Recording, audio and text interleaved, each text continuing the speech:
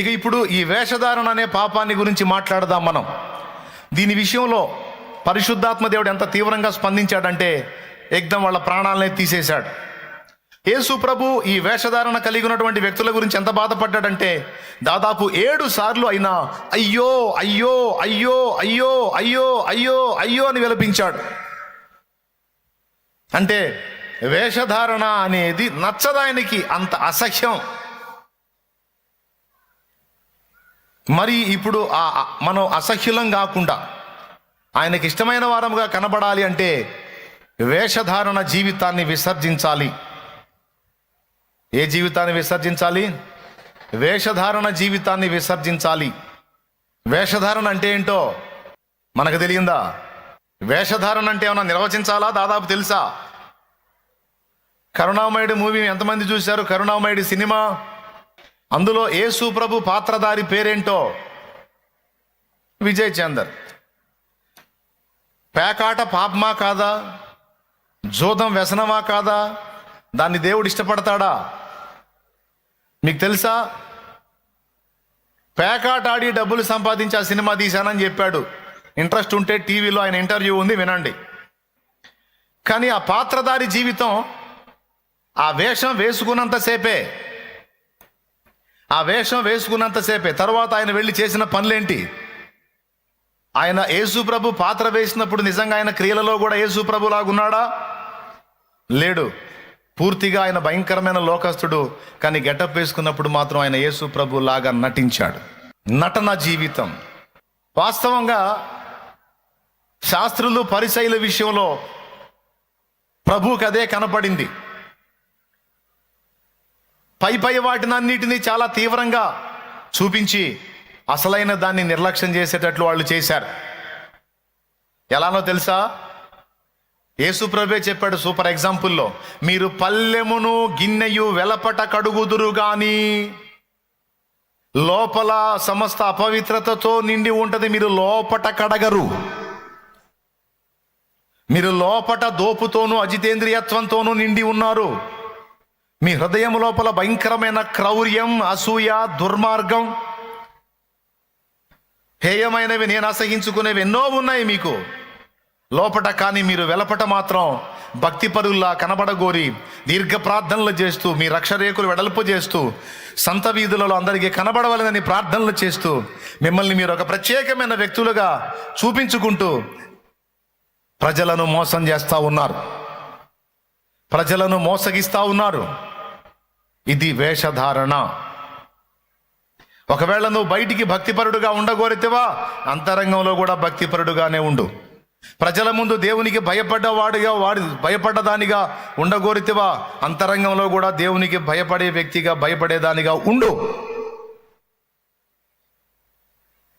కానీ ప్రజల ముందు ఏదో భక్తి నటిస్తూ పర్సనల్ లైఫ్లో హేయమైన కృత్యాలకు అడుగులు వేయటం, మళ్ళీ ఆ విషయంలో ఇంత కూడా ఫీలింగ్ లేకుండా, అరే నేను ఇలాంటి వ్యక్తిని ఇలా చేయకూడదు, నేను ఇలా ఉన్నాను, ఇది కరెక్ట్ కాదు అనే వీసుమంత పశ్చాత్తాపం కూడా లేకుండా నిర్భీతిగా, నిర్భయముగా, నిర్లజ్జగా పాపాన్ని హృదయం నిండా కలిగుండి పైకి భక్తి నటించటం దేవునికి ఇష్టము లేదు. కొంతమంది ఉంటారు, కనీసం ఫీల్ అవుతుంటారు, అయ్యో నేను దేవుని ఎదుట యుక్తమైన రీతిలో లేను, నేను దేవుని ఎదుట క్రమమైన రీతిలో లేను అని తమ పర్సనల్ లైఫ్లో జరిగిన తొట్టుబాట్లను బట్టి బాహాటంగా కూడా కొంతమంది ఎక్స్పోజ్ అవడానికి ఇష్టపడరు, తమను తాము మరుగు చేసుకోవడానికి ఇష్టపడతారు. కానీ కొంతమంది అలా కాదు. ఈ శాస్త్రులు, పరిసయ్యులు అలా కాదు. దేవునికి నచ్చని హృదయాంతరంగ స్వభావాన్ని కలిగి ఉండి దేవ భక్తులమని తమను తాము ఎక్స్పోజ్ చేసుకునే పరిస్థితుల్లో వీళ్ళున్నారు. దీన్ని వేషధారణగా దేవుడు గుర్తించాడు. మీరు సున్నము కొట్టిన సమాధులు వెలపట అవి చాలా అందంగా శృంగారించబడి ఉంటాయి, కానీ లోపల సమస్త కల్మషంతోనూ దుర్గంధంతోనూ నిండి ఉంటాయి. సమాధుల లోపల ఏముంటాయి నీకు తెలుసు, కానీ బయట ఎంత అద్భుతంగా ఉంటుంది. అది సమాధిని ఎంత అద్భుతంగా డెకరేట్ చేస్తారు. వాళ్ళ ప్రేమను బట్టి ఎంత అందంగా అలంకరిస్తారు, వాళ్ళ ప్రేమను బట్టి. కానీ దాని లోపల ఉంది మాంసము, కుళ్ళిపోయిన మాంసం, ఎముకలు, దుర్గంధం, అసహ్యకరమైనటువంటి దేహస్థితి. ఇక్కడ దేవుడు మాట్లాడుతున్న మాటల్ని స్పష్టంగా గ్రహించండి ప్రియులారా. భక్తిని నటించొద్దు. నిజంగా నువ్వు అంతరంగంలో భక్తి కలిగి ఉంటే బయటికి భక్తిపరుడిగా భక్తిపరాలు కనపడితే సంతోషం.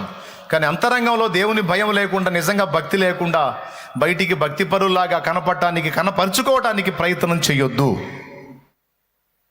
దాన్ని దేవుడు పట్టుకుంటాడు, దేవుడు ఒప్పుకోడు. అననీయ సప్పీరా అలా పనిచేశారు.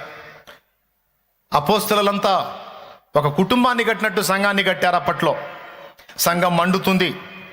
ఎంత బాగా సమర్పణలోకి వచ్చారంటే విశ్వాసులందరూ తమకు కలిగిన స్థిరాస్తులను అమ్మి ఆ సొమ్మును తీసుకొచ్చి అపోస్తలుల పాదాల దగ్గర పెట్టారు. ఎందుకో తెలుసా? మనలో బీద ధనిక అనే భేదాలు ఉండకూడదు.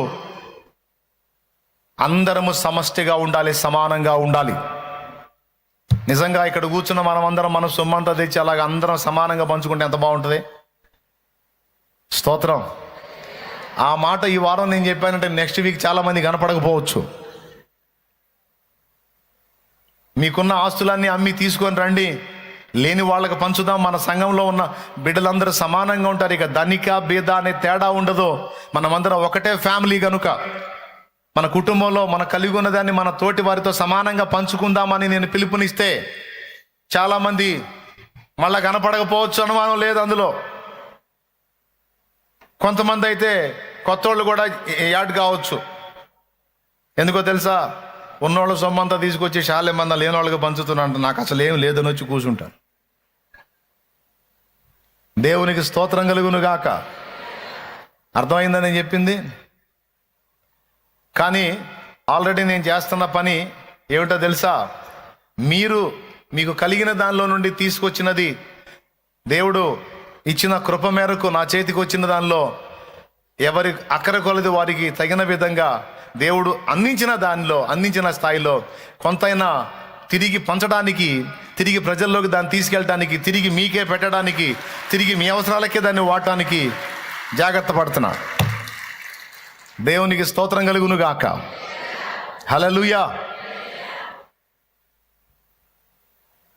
జాగ్రత్తలు తీసుకుంటున్నా. ఎందుకంటే అపోస్తలిక అనుభవంలో కొంతైనా జరగాలన్న ఆశ.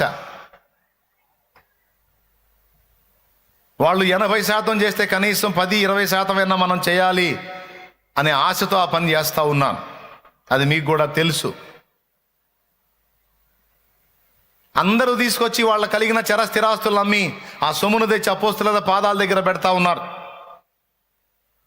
ఆ సంఘంలో అననీయ సప్పీరాలు కూడా సభ్యులు, వైఫ్ అండ్ హస్బెండ్, భార్యాభర్త ఇద్దరు.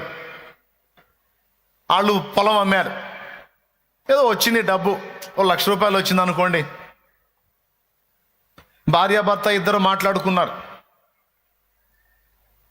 గుంపులో మనం కూడా కలిసి ఉన్నాం, సంఘంలో మనం సభ్యులమై ఉన్నాం. మరి అపోస్తలులేమో మనలో బీద ధనిక ఉండకూడదు, మీకు కలిగింది తీసుకొని రండి, అంతా సమకూర్చి అందరికీ సమానంగా పంచుదాం. అప్పుడు మనలో ధనిక బీద అనే తేడా ఉండదు. ధనవంతులు తమ సొమ్ములో బీదలకు భాగం ఇచ్చినందున దేవుని ప్రేమను నెరవేర్చిన వారు అవుతారు బిడ్డలారా అని పిలుపునిచ్చారు. ఆ పిలుపుని ఆలకించి అందరూ తీసుకొచ్చి వాళ్ళ పాదాల దగ్గర పెట్టారు. ఈ భార్యాభర్త మీటింగ్ వేసుకున్నారు. మన సొమ్ము కూడా తీసుకెళ్ళి ఆడబెట్టామనుకో, ఇది మన తాత ముత్తాతల ఆస్తి, మన కష్టార్జితం. దీన్ని తీసుకెళ్ళి పరుల పాలు చేయటం ఏంటి వెరితనం? అసలు ఇట్లా పిలవటం ఏంటి? అసలు ఆయన అపోస్తలులు ఇలాంటి ఉపదేశాలు చేయటం ఏంటి? ఎవరు సొమ్ము ఎవరిస్తారు? ఏదో కొద్ది గొప్ప సాయం చేయమంటే చేస్తారు, కానీ ఆ మొత్తం అంతా తీసుకెళ్ళి అక్కడ పెడితే ఇప్పుడు ₹1,00,000 ఇచ్చాం, ఇదంతా ఇంకా ఎవరెవరు తెచ్చిందంతా కొప్పేసి అందరికి తలా ఒక 20,000 పంచితే 20,000 ఏ మూలకు వస్తాయి? 80,000 పోతాయిగా. ఏడిసినట్టుంది వీళ్ళ ఆలోచన. మరి సప్పీరా చెప్పిందో లేకపోతే అననీయనే ఆలోచన చెప్పాడో తెలియదు. ఇద్దరైతే ఒక మాట మాట్లాడుకున్నారు. మనం పొలం అమ్మిన రేటు అపోస్తలులకి ఎటు తెలియదు. మనం పర్సనల్గా రహస్యంగా అమ్మేశాం. కాబట్టి ఇప్పుడు 1,00,000 వచ్చింది కదా, 1,00,000లో ఒక 50 దాచుకుందాం, ఒక 50 దాచుకుందాం, ఒక 50 తీసుకెళ్ళి ఇద్దాం. అందులో ఎటుకుటి మనకు 20, 30, 40, 50 లేకపోతే అందరిది తీసుకొచ్చి కుప్పేస్తారు కనుక 1,00,000 వచ్చినా రావచ్చు. ఏ పని చేసినా ఏదన్నా లాభం ఉండేటట్టు చేయాలి, కానీ ఇదేంది ఇది ఉన్నాయని పోగొట్టుకునే పని. మనం ఏది చేసినా ఏముండాలి? లాభం ఉండాలి. భక్తి చేసినా కూడా లాభం ఉండాలి. అనవసరంగా ఏది చేయకూడదు. ఇప్పుడు ఒక 50, 40, 20 ఇచ్చామనుకో, అందరికి కొప్పేసినప్పుడు వస్తే మనకి 20 రావచ్చు, లేదా 40 రావచ్చు, 60 రావచ్చు, 80 రావచ్చు, 1,00,000 రావచ్చు, పైన రావచ్చు. అయితే మనం ఇయ్యలేదన్నట్టు కాకుండా మనం కూడా ఇచ్చామన్నట్టు చూపిద్దాం అని సూపర్ స్కెచ్ గీసుకున్నారు. ఇది ఎవరికి తెలియదు అనుకున్నారు, కానీ సంఘము నేలుతున్నవాడు పరిశుద్ధాత్మ, అపోస్తలుల మీద పని చేస్తున్నవాడు పరిశుద్ధాత్మ. ఆయనకు తెలీదు? దేవుని కంటిని మరుగు చేయగలమా? దేవుని మోసగించగలమా? అగ్ని వంటి నేత్రములు గలవాడు, అగాధంలో కూడా చూడగలవాడు ఆయన. దేవా, నీ కనుల నుండి నేను ఎక్కడ తప్పించుకుంటాను? ఆకాశానికి ఎక్కిపోతే ఎక్కడున్నావు, పాతాళానికి దిగిపోతే ఎక్కడున్నావు నాయన, ఎక్కడ తప్పించుకోలేనని భక్తుడు అన్నట్టు ఆయన అగ్ని వంటి నేత్రాలను ఎక్కడ తప్పించుకుంటాం? ఆ సొమ్ము తీసుకొని వచ్చి అపోస్తలుల పాదాల దగ్గర పెట్టాడు, పేతురు పాదాల దగ్గర పెట్టాడు. అందరూ తమ సొమ్ము తీసుకొచ్చి పెడతా ఉన్నారు. ఎవరిని కదిలించలా, ఎవరిని పలకరించలా. పేతురు, అననీయ సొమ్ము తీసుకొచ్చి క్యూలో అలా పెట్టెళ్ళాడు. 2 అడుగులు వేశాడు, పిలిచాడు, అననీయ, నీ భూమి వెల ఇంతేనా? నీవు ఇంతకే అమ్మితివా? కొంత సొమ్ము దాచుకోలేదా? ఇలా దాచుకొని దేవుని మోసగించడానికి సాతాను ఎందుకు నీ హృదయమును ప్రేరేపించాడు? ఇలాంటి పరిస్థితుల్లోనికి నువ్వు వెళ్ళడానికి నీ హృదయంలో వాడికి స్థలం ఎందుకు ఇచ్చావు? ఇక్కడ ఒక రహస్యం బట్టబయలు చేస్తున్నాడు పేతురు. సాతాను నన్ను శోధించాడండి, సాతాను నన్ను శోధించాడండి, నేను పాపంలో పడ్డానండి, నేను పొరపాటులో పడ్డానండి, నేను అపవిత్రతలో పడ్డానండి, సాతాను నన్ను శోధించాడండి, సాతాను నన్ను శోధించాడండి. వాడు ఒకడు దొరికాడు కేసు పెట్టడానికి. కొంతమంది చేసేయన్ని చేసేదని సైతాన్ని ఇంత తెగ శోధిస్తున్నాడు అంట. బాగా వినండి, ఏమనుకోవద్దు. చేసేయన్ని చేస్తారు, మళ్ళీ సైతాన్ని ఇంత తెగ శోధిస్తున్నాడు అంట.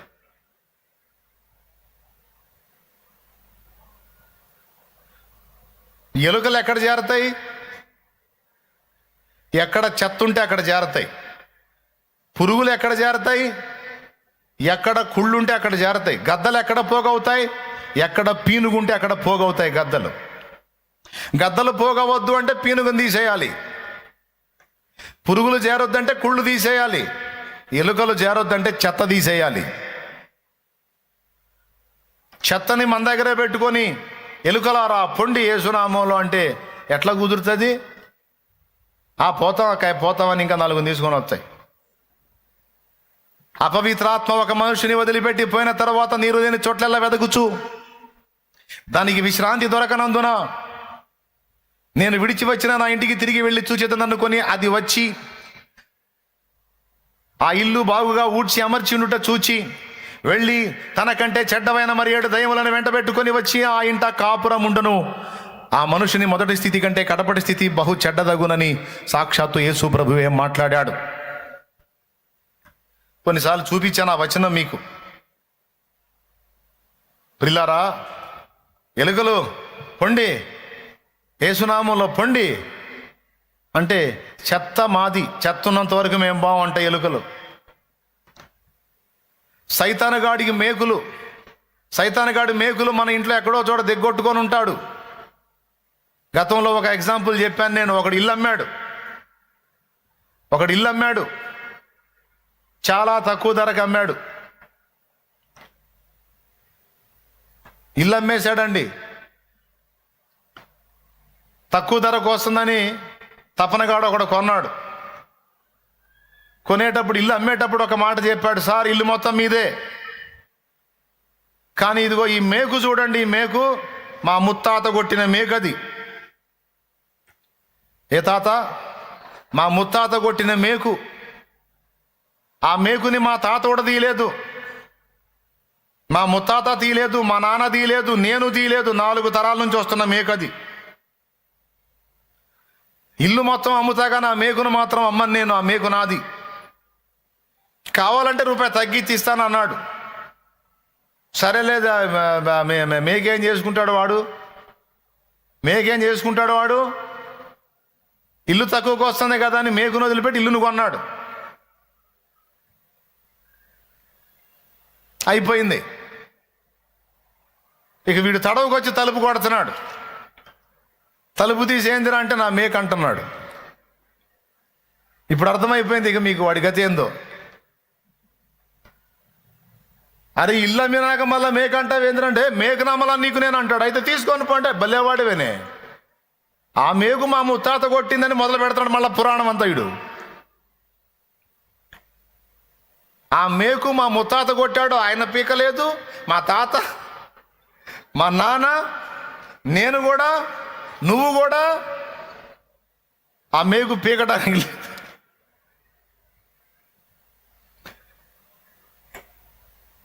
ఒప్పందం మీద సంతకం చేసే కదా ఇల్లు కొన్నావు.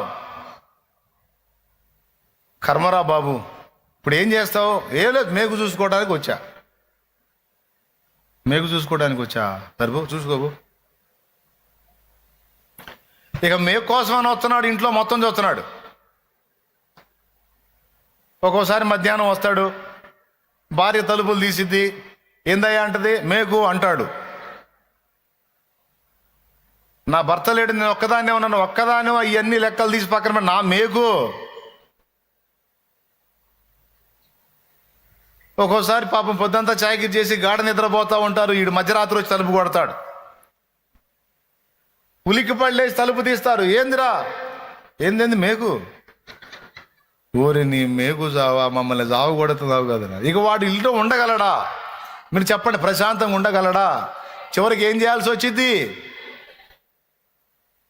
సైతానగాడు తెలివిగా ఏం చేస్తాడో తెలుసా? ఇల్లు మొత్తం నీదే అంటాడు, కానీ వాడి సంబంధమైన మేకు ఏదో ఒకటి ఎక్కడో చోట గుచ్చి ఉంటాడక్కాయ్, గుచ్చి ఉంటాడన్నాయ్.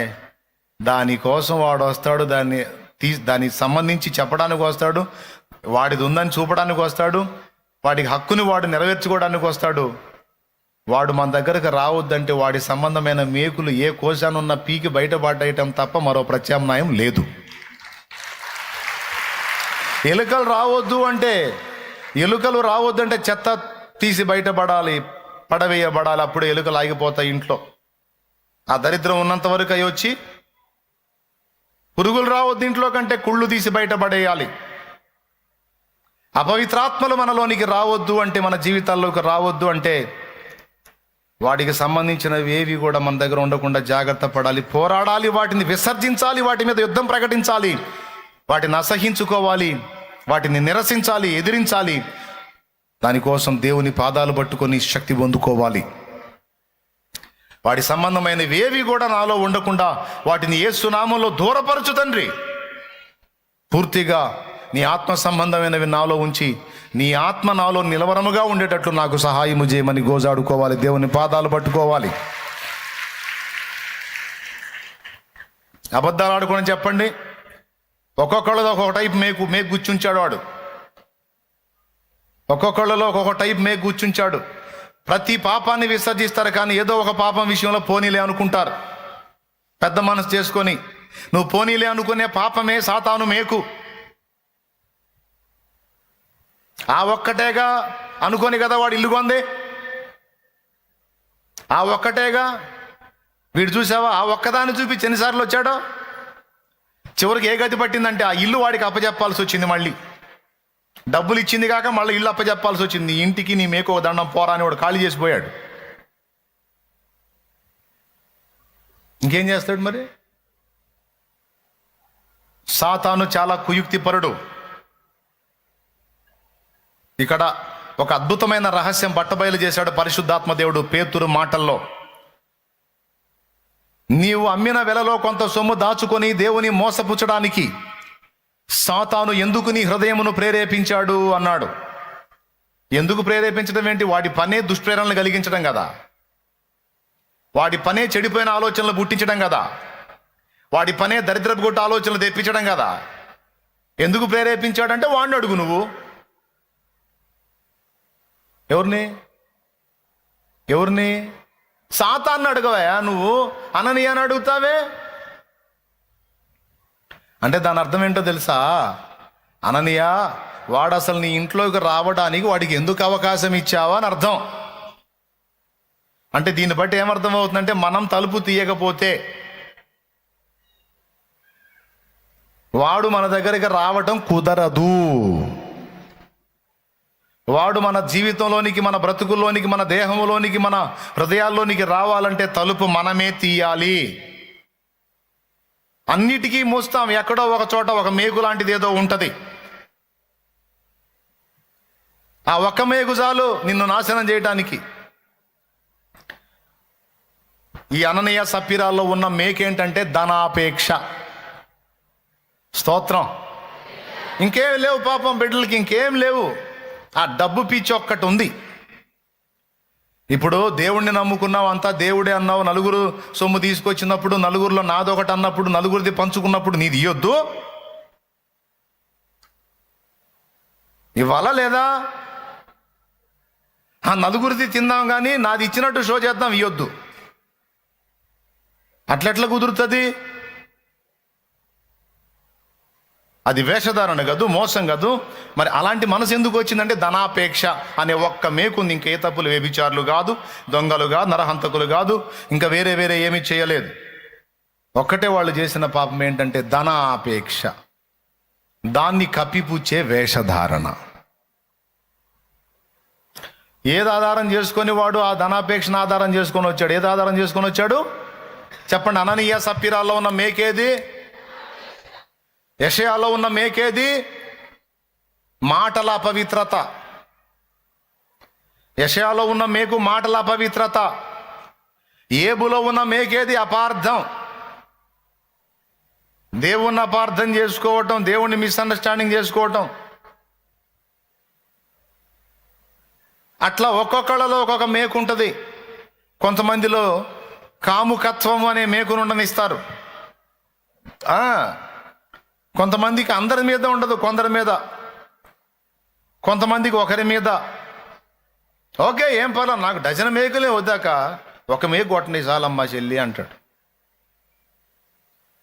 కొంతమంది అన్నిటినీ విసర్జిస్తారు, ఏదో ఒకటి దగ్గర పెట్టుకొని ఉంటారు సాతాను మేకులాగా. ఇప్పుడు సెల్ ఫోన్ ఉందనుకోండి, చాలు వాడికి అన్నీ వదిలేసి, అసలు లోకాన్ని వదిలేసే సెల్ ఒక్కటి సంఖలో పెట్టుకొని తిరిగి చాలంటాడు. ఇక వాడు నీకు చేయాలనుకున్న న్యాయం దానిలో నుంచి చేస్తాడు. నీ టయాన్ని తినాలన్నా, దిక్కుమాల మెసేజ్లు నీకు వచ్చేటట్టు చేయాలన్నా, నీ మనసుని ప్రేరేపించడానికి, నిన్ను శోధించబట్టానికి కావలసినటువంటి సందేశాలు వచ్చేటట్టు చేయాలన్నా వాడికి ఆ దారి చాలు, ఒక మేకు. చక్కగా భర్తతో కాపురం చేసుకుంటా ఉంటావు, ఎవడో దిక్కుమాలనుడు తయారవుతాడు, ఎక్కడో 4 చోట్ల తగ్గుతాడు, నవ్వుతాడు, మెసేజ్ పెడుతుంటాడు నంబర్ తీసుకొని. మిమ్మల్ని చూడకుండా ఉండలేకపోతున్నా, మర్చిపోలేకపోతున్నా, తట్టుకోలేకపోతున్నాను, గెలగలు తన్నుకు సచ్చేటట్టున్నాను నేను. అరే మా ఆయన కూడా లేదు ఇంత ప్రేమ. మా ఆయన ఎప్పుడూ ఒక్కసారి కూడా దరిద్రుడు ఇట్లాంటి మెసేజ్ పెట్టలేదు నాకు. వీడైతే అసలు తిండి తిప్పలే మానేశాడంటే మొత్తాన్ని చచ్చేటట్టున్నాడు. అసలు వీడికి నేనంటే ఎంత పిచ్చి, ఎంత ప్రేమ. ఆటోమేటిక్గా కనెక్ట్ అయిపోయి ఆ కాపురాన్ని నాశనం చేసుకొని, కుటుంబాన్ని నాశనం చేసుకొని, జీవితాన్ని నాశనం చేసుకొని, చివరికి ఆత్మహత్య చేసుకొని చచ్చే పరిస్థితుల్లో ఉంటారు కొంతమంది. ఇంత జరగటానికి రూట్ ఇచ్చిందేది? Cell phone.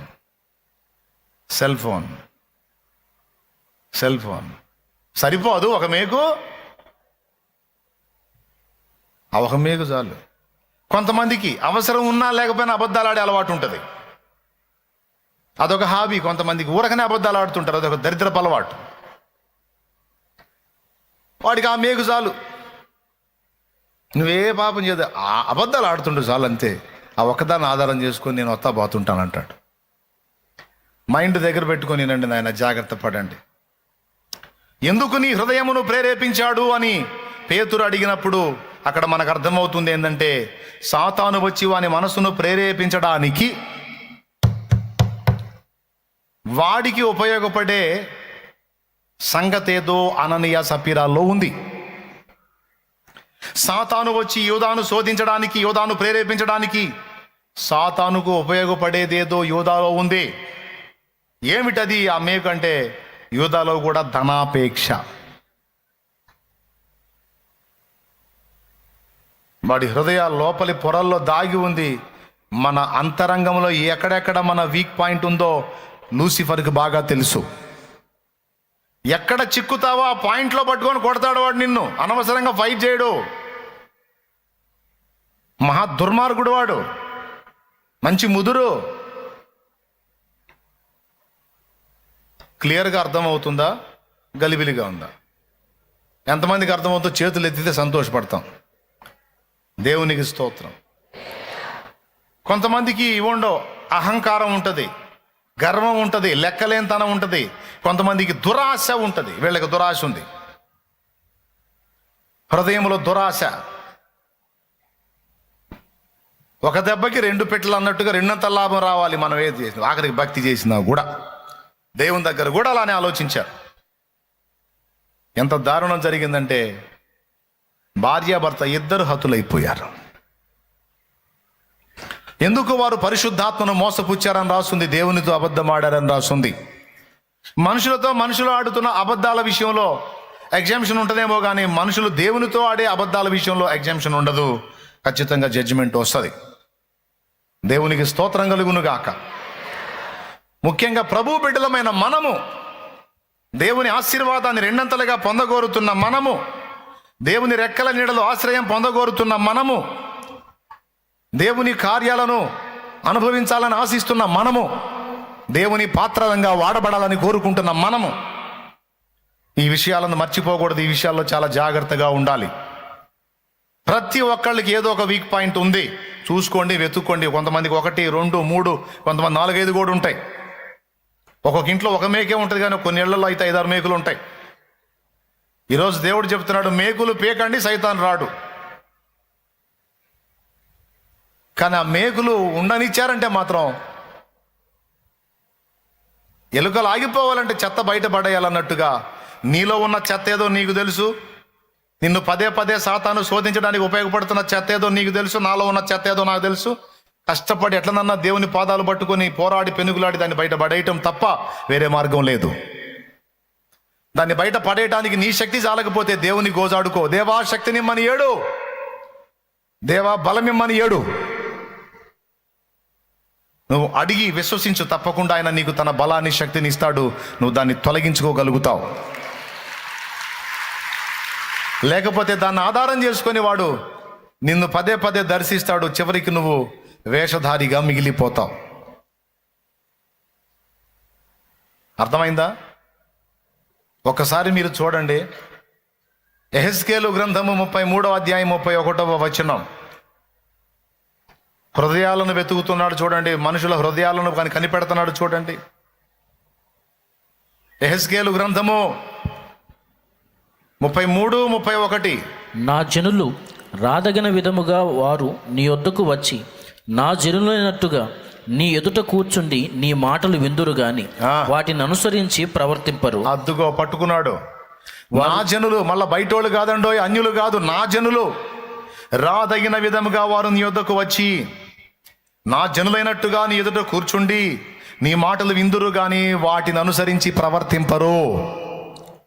వారు నోటితో ఎంతో ప్రేమ కనపరచుదురు గాని వారి హృదయము లాభమును అపేక్షించుచున్నది అన్నాడు. చూసారా? వారు నోటితో ఎంతో ప్రేమ కనపరచుదురు గాని వారి హృదయము లాభమును అపేక్షించుచున్నది. ఆఖరికి ఇప్పుడు ఈరోజు దేవుని పాదాల చెంతకు వచ్చి కూర్చున్న నువ్వు కూడా ఇందాక చేసిన ఆరాధన ఏ మనసుతో చేశావో దేవుడికి తెలుసు. ఇచ్చిన అర్పణ ఏ మనసుతో ఇచ్చావో దేవుడికి తెలుసు. ఆయన పాదాల దగ్గరికి వచ్చినప్పుడు ఏ మనసుతో వచ్చావో కూడా దేవునికి తెలుసు. నన్ను ప్రేమించా, లేకపోతే నేను ఇస్తానన్న వాటిని ప్రేమించా? దేని మీద ప్రేమను బట్టి వారు నన్ను హత్తుకుంటున్నారు? దేని మీద ప్రేమను బట్టి వాళ్ళు నా దగ్గరకు వస్తున్నారు? దేవుడికి తెలియదు. మన హృదయాలన్నిటినీ ఎరిగినవాడు ఆయన. ఆయన కంటికి మరుగైనది ఏదీ లేదు. మన అంతరంగాలు తెలుసు ఆయనకి. దేవుడు ఇచ్చేవి కాదు, దేవుడే కావాలని వచ్చేవాళ్ళు కొంతమంది అయితే, దేవుడు ఇచ్చే వాటి మీద కేవలం వాటి మీదనే, ఆ లాభం మీదనే అపేక్ష పెట్టుకొని వచ్చేవాళ్ళు అనేక మంది. దయచేసి మనం అలాగా ఉండొద్దు. ఈరోజు దేవుడు మనతో మాట్లాడుతున్నాడు.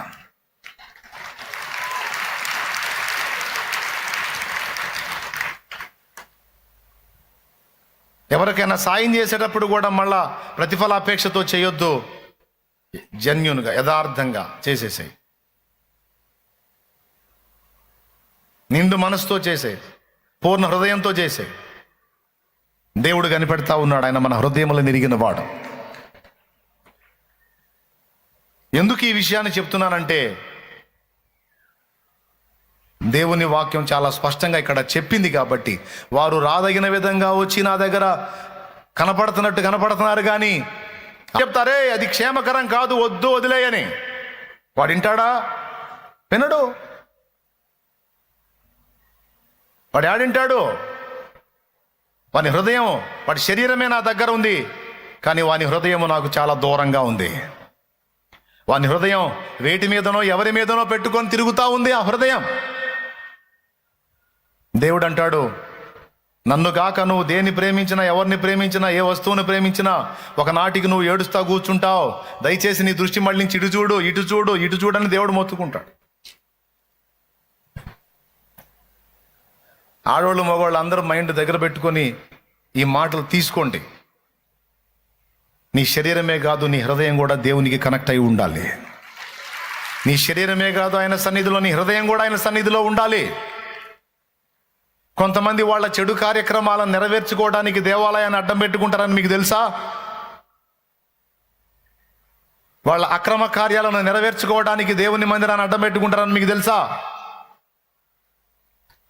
మెసేజ్ పెట్టుకుంటారు, ఫలానా చర్చికి వస్తాను, నువ్వు కూడా అక్కడికి రా, మనం ఫలానా దగ్గర కలుద్దాం. మళ్ళీ ఎక్కడికి వస్తున్నారు? ఏ పేరుతో వస్తున్నారు? మీకు వింతైన విషయం చెప్పిన, వీళ్ళు కూడా అందరు లేచినప్పుడు లెగుస్తారు, వీళ్ళు కూడా ఆరాధిస్తారు, హల్లెలూయా చెప్తారు. మళ్ళా ఆ చెప్పిన టైం ప్రకారం వాడు వచ్చి ఎక్కడున్నావు? బయట ఉన్నా నేను అనగానే డింగమని లేచిపోయింది.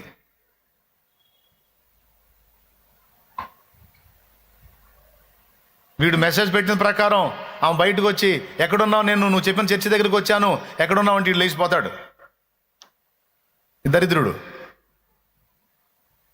ఎవడికి కావాలరా నీ భక్తి అంటాడు దేవుడు. నేను కాదు. మళ్ళీ అరే అంటున్నాడు ఏంది అనుకున్నారు.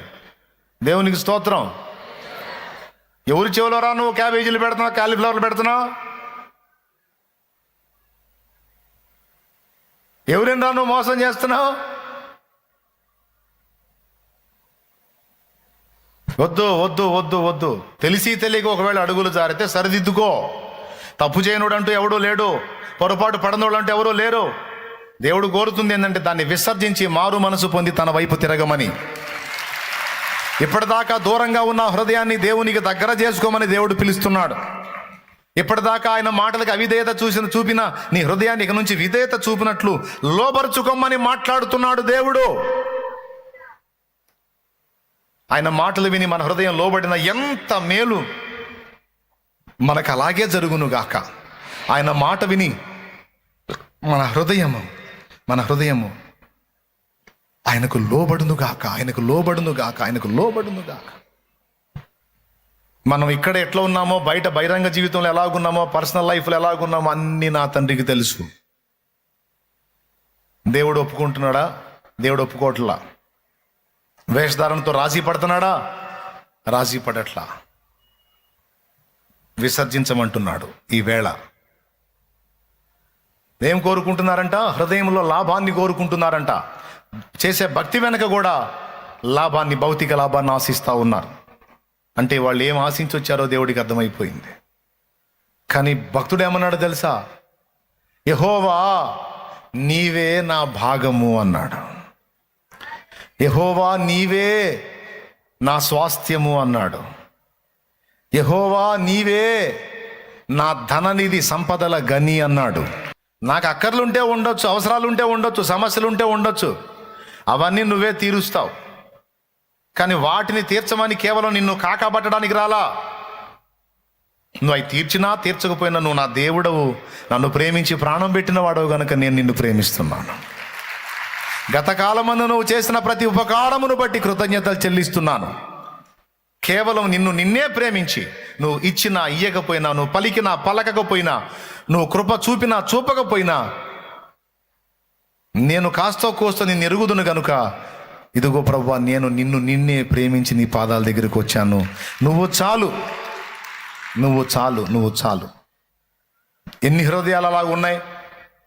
నేనైతే దేవుని ముందుకు వచ్చినప్పుడు నేను అదే మనసుతో వస్తున్నానన్నా.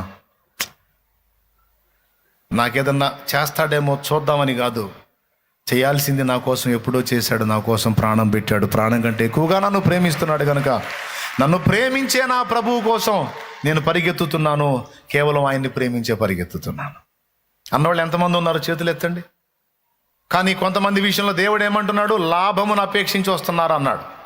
ప్రతిఫలాపేక్ష పొందగోరి ప్రతిఫలాపేక్షతో వస్తున్నారు అన్నాడు. దాని విషయంలో మనం బ్యాలెన్స్ అవుదాం. ఇక్కడే కాదు, మన మోకాళ్ళ మీద ప్రార్థనకి వెళ్ళినా కూడా, ప్రార్థనా గదిలో కూర్చున్నా కూడా ఫస్ట్ దేవుణ్ణి ప్రేమించే మనం కూర్చుందాం. మనకు దేవుడు ముఖ్యం. దేవుణ్ణి ప్రేమించుట అంటే ఏంటో తెలుసా? క్రమక్రమముగా ఆయన మాటలకు లోబడుట. దేవా, నిన్ను ప్రేమిస్తున్నాను కనుక నేను ఈ మాట దాటిపోవడానికి ఇష్టపడట్లేదు. దేవా, నిన్ను ప్రేమిస్తున్నాను కనుక నేను నీకు లోబడాలనుకుంటున్నాను. నిన్ను ప్రేమిస్తున్నానని నేను కూడా రుజువు చేసుకోవాలి. ప్రభా, నాకు ఆ శక్తి నీ నాయన, నాకు ఆ శక్తి నీ నాయన, నాకు ఆ బలాన్ని నాయన. నీ మాటకు లోబరచు, నన్ను లోబరచు, నన్ను విరగొట్టు, నల్లగొట్టు, నాకెక్కిన పైత్యాన్ని దించు, నాలో నిండిపోయిన మోసాన్ని, అబద్ధాన్ని నమ్మి మోసపోయే తత్వాన్ని నిర్మూలం చేయి. నన్ను పరిశుద్ధపరచు.